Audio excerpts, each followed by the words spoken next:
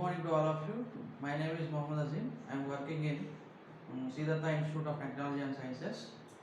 Today I would like to tell a subject on machine design. So, first of all, what is meant by machine design? So, machine design is a subject which deals with plan, construction and analysis of a machine element. So, machine design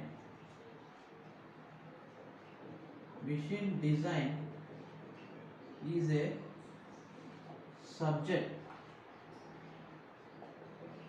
which deals with the plan, construction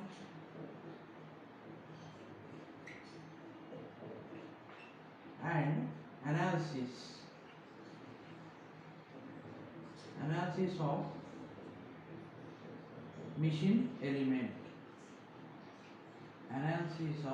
machine element. So here, what is meant by plan? See, what is meant by plan? Plan means we are manufacturing any machine element. So that is nothing but the plan. So we are manufacturing one machine element. So in the construction, coming to the construction part, we are manufacturing the machine element in how many methods? So different methods are there. So which is a suitable method? We have to construct that suitable method.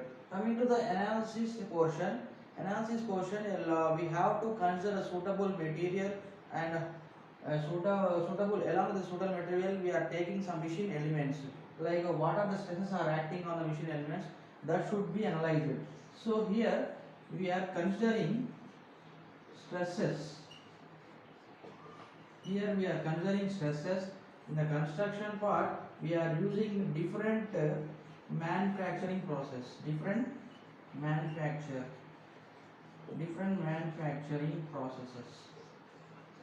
So out of different manufacturing process, which manufacturing process is suitable, that we have to construct.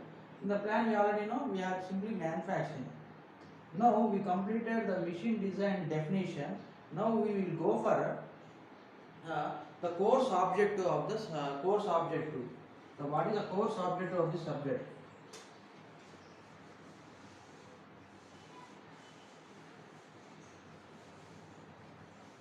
The course objective of the subject. What are the basic things we'll learn after this completion of this subject, machine design?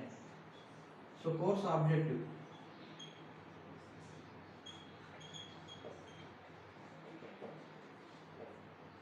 So student will gain the knowledge of designing of such an elements like bearings, gears, belts and engine parts. So he will design the machine elements like what are the machine elements here? Bearing,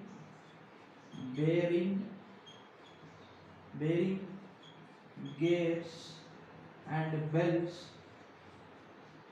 So these are the machine elements he will design. After these are the machine elements, few more machine elements are also there, gears, etc., ropes, like that, but he will be able to understand and design the concepts of bearing, gears and belts. So this is the course objective of this machine design. So another name for the machine design we also there, that is design of machine elements. So another name for machine design is design of machine elements. This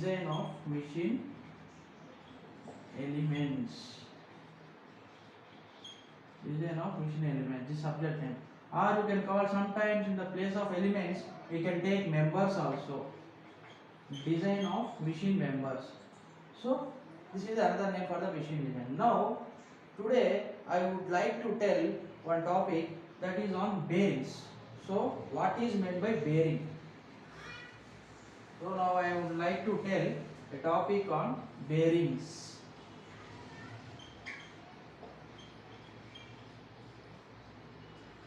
So here, before going to discuss the bearing topics, so to know the machine design subject, few prerequisites should be known. What are the prerequisite things you should know? Like the subjects, you have to know engineering mechanics. At the same time, you should know the kinematics of machinery. Along with that, some mathematic portion also required. And I am adding one more subject, that is the strength of materials. So, what are the prerequisite subject? Prerequisites are, you can see Tom. Tom is nothing but theory of machines, and SOM, strength of materials, or you can call it solid mechanics. And along with that, you can see the engineering mechanics and engineering mathematics also required. These are the things you should require while designing any machine element. These are the prerequisites should be there. If you don't know this, it's difficult while doing the design portion. So now I am quickly jumping into one topic, that is the bearings. So what is bearing? Bearing is a machine element which is used to support and guide, and confine the motion of a shaft or axle while carrying the loads. So I will write it down and explain it clearly. So bearing is a machine element. It is a machine element. It is a machine element which is used to support,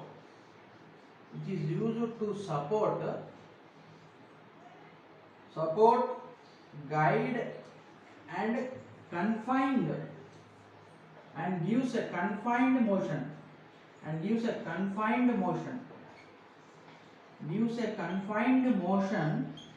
to which object? To gives a confined motion to the shaft, or axle, it gives a confined motion to the shaft or axle by carrying the loads, by carrying the loads. So here, to explain it, I will draw one diagram clearly. See here, this is a diagram I am going to draw.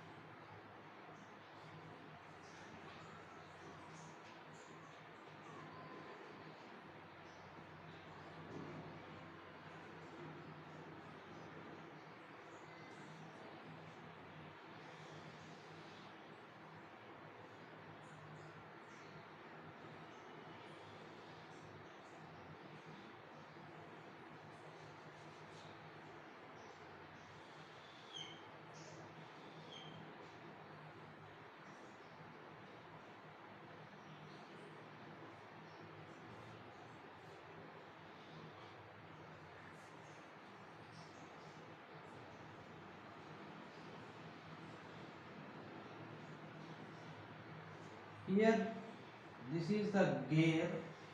Gear will be there. Some gear is there. I am rubbing this portion.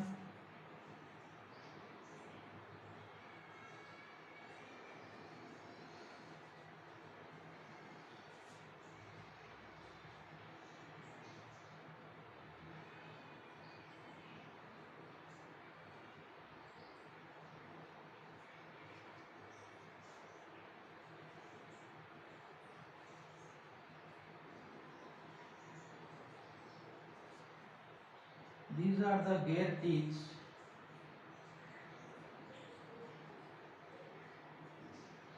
This is the shaft inside. Now this is the support. You can see. This is the support, you can see here.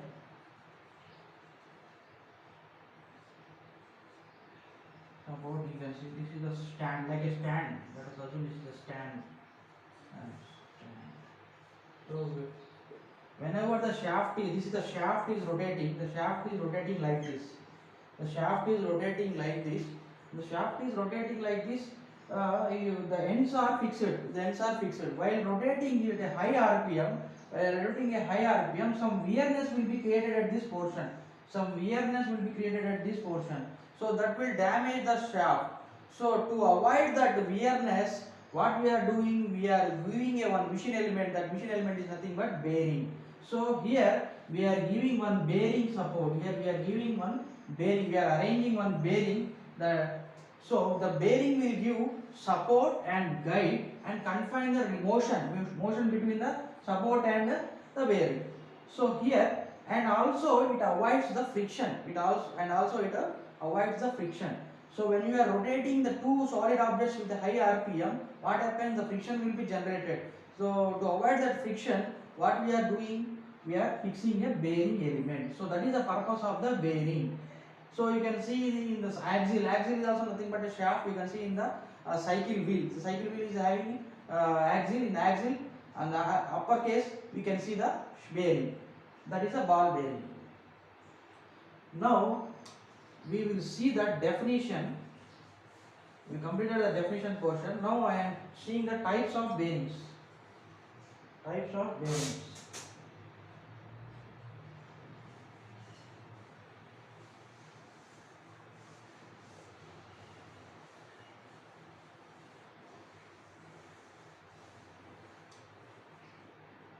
Types of bearings.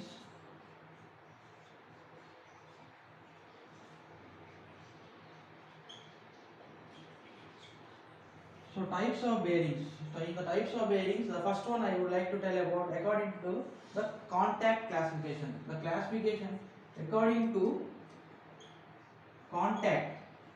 According to the contact, we have two types. One is sliding contact. Sliding contact bearing. Another one is rolling contact bearing. Sliding contact bearing and rolling contact bearing. See, as the name suggests that it is we have sliding. Sliding means you can see the sliding action. You say coming to the sliding contact bearing. So I will tell another example. Let's take this is the surface is there, and the surface is acts like a shaft, and this is acts like a bearing. So the sliding will take place. The sliding will take place like this. So that is nothing but sliding contact bearing. Now the rolling contact bearing. The rolling contact bearing means you can see ball bearing is a very good example. This roller is there. The roller having some balls or spheres, you can say, and it is caged. And again we have one more surface. This is the exact surface of the bearing. So this is my outer face. This is my outer face, outer race, and this is my cage. This is my cage. Inside that we have a shaft. Inside this, here we having a shaft. Inside here we having a shaft. This is the shaft.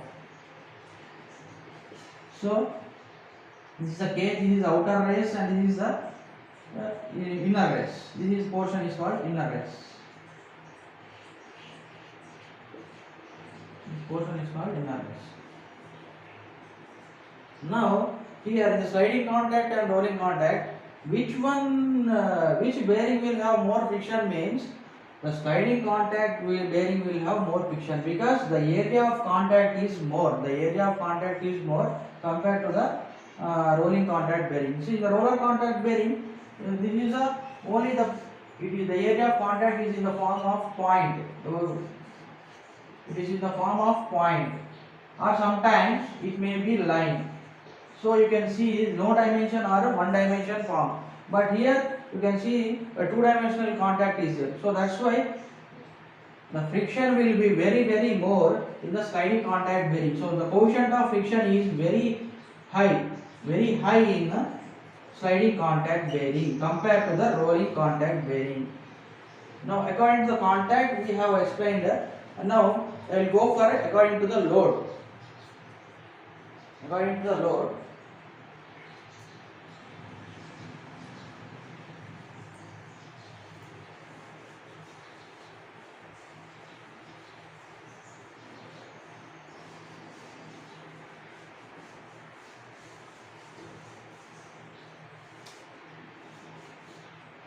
now according to the classification is done according to the load. loads, according to loads, we have radial load,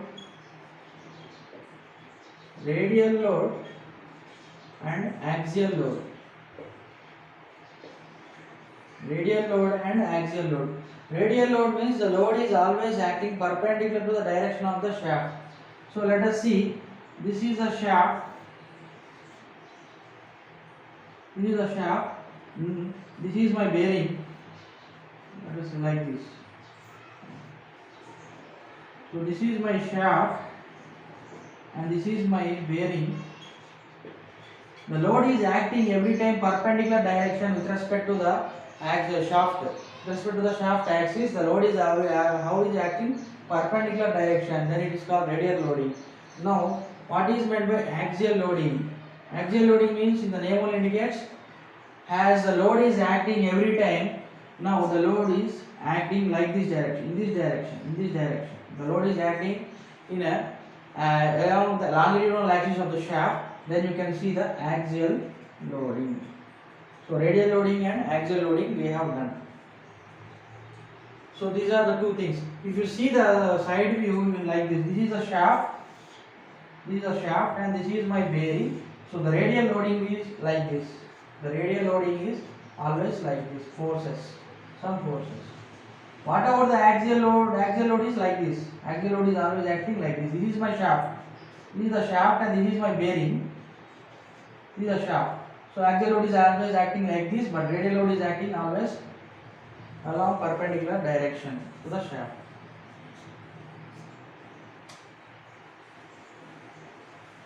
In the sliding, so our first unit is regarding the sliding contact bearings. Our first unit is about regarding sliding contact bearings. Our first unit is about sliding contact bearings. So in the sliding contact bearings, I can see, in sliding contact bearings I can see two types. So sliding contact bearings. In sliding contact bearings I can see two things. One is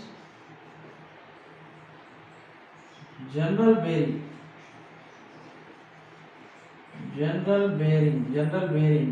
and thrust bearing.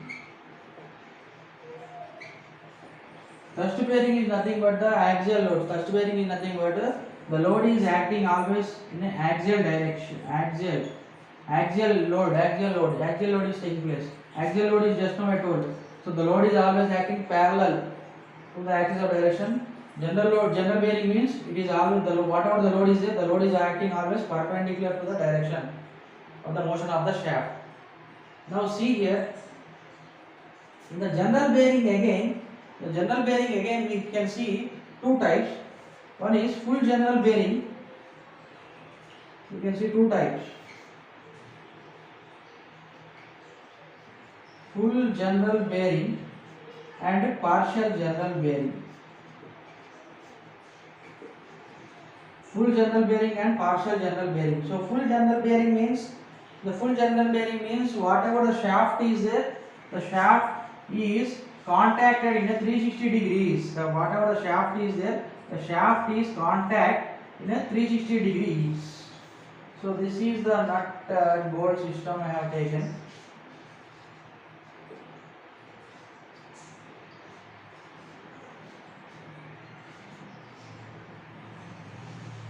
So here the shaft is located.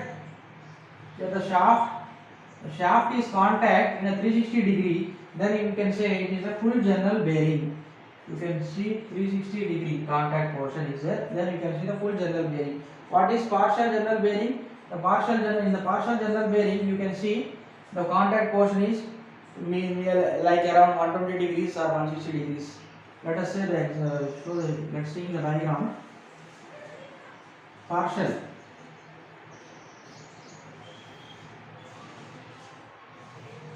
So this is the bearing and the shaft. Whatever the shaft is there, the shaft portion is partially contact with the bearing. So this is a partial general bearing. Now in this, With now we completed the contact portion. Now we will see the according to the lubrication. According to the lubrication. According to lubrication.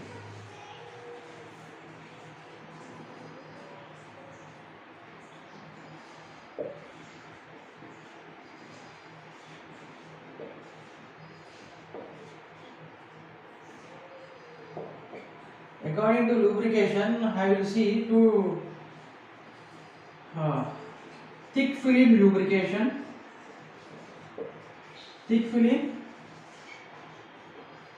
lubrication, and thin film lubrication.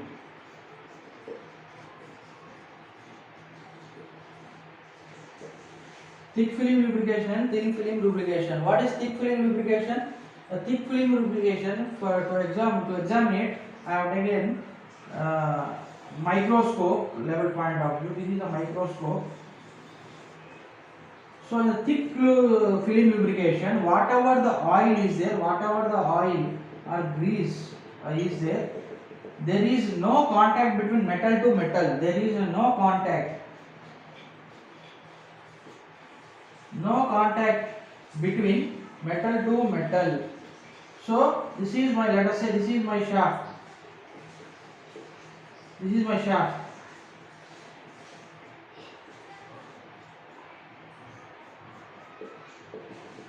So this is my bearing.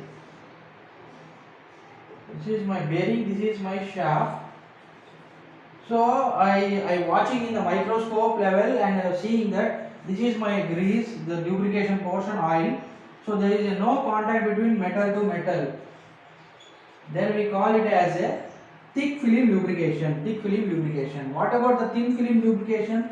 So in thin film lubrication also, whatever the grease is there, but there is a partial metal to contact will be there.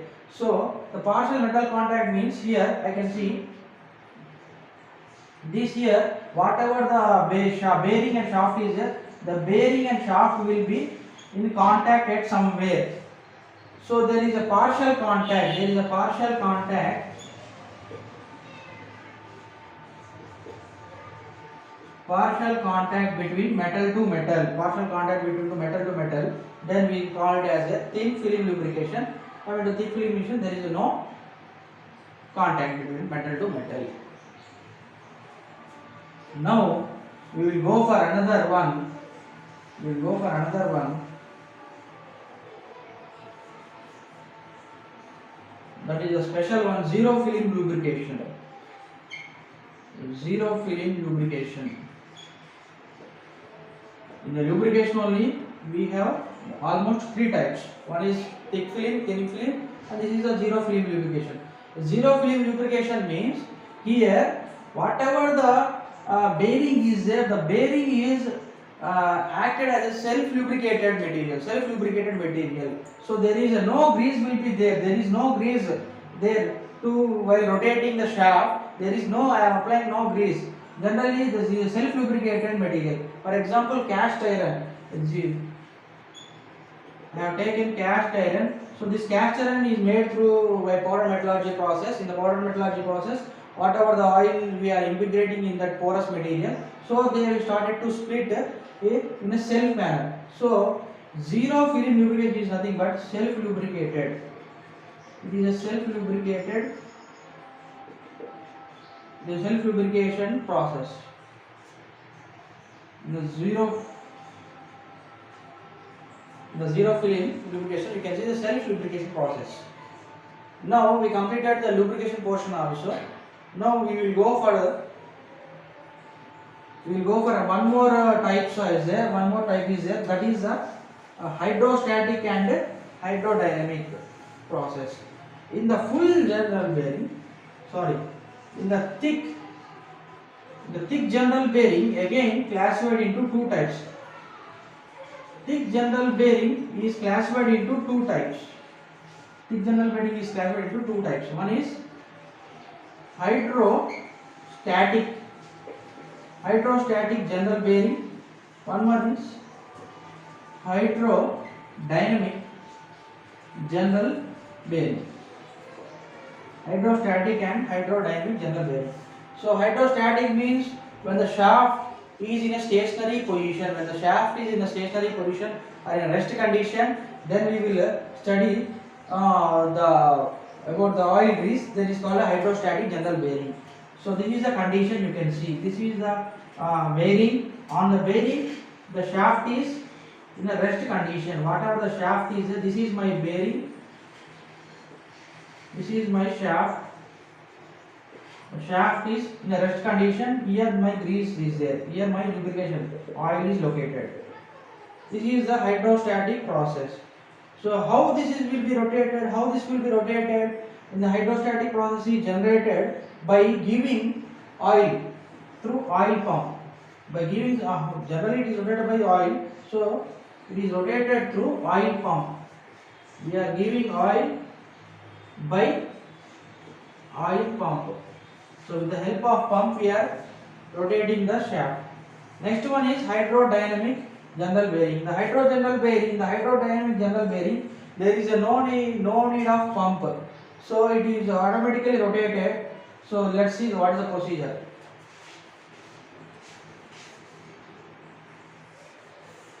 So in the hydrodynamic general bearing, it is rotated through a by process. Which process means wedging action will take place. In the hydrodynamic process, the wedging action will be done. Wedging action will be done in the hydrodynamic process. So initially the condition is like this. The shaft is in a rest condition. Then afterwards whatever the shaft is rotating with some certain RPM, what happens? Let us say this is my shaft. This shaft is rotating like this. The shaft is rotating like this in a clockwise direction. What happens? Initially the position is A here. What happens to that? The shaft will move little bit here. Let us say at the position B. The shaft is moved here. Here the oil is filled. Here the oil is filled. Now the oil is slowly moving this side also. This oil is moving slowly this side also. So whatever the portion is there, this portion is a converging process. Here we can see the converging is taking place. So whenever the converging is taking place, then there will be a wedging action will be taking place. So finally in the hydrodynamic portion, at point C, the shaft will be moving. And here you can see the oil. And you can also giving some. We are also maintaining some gap. Oil gap. So this is nothing but the hydrodynamic process. So hydrodynamic means whatever the shaft is there, the shaft is in running condition. Then we will study. So while studying, we will see some wedging action is taking place.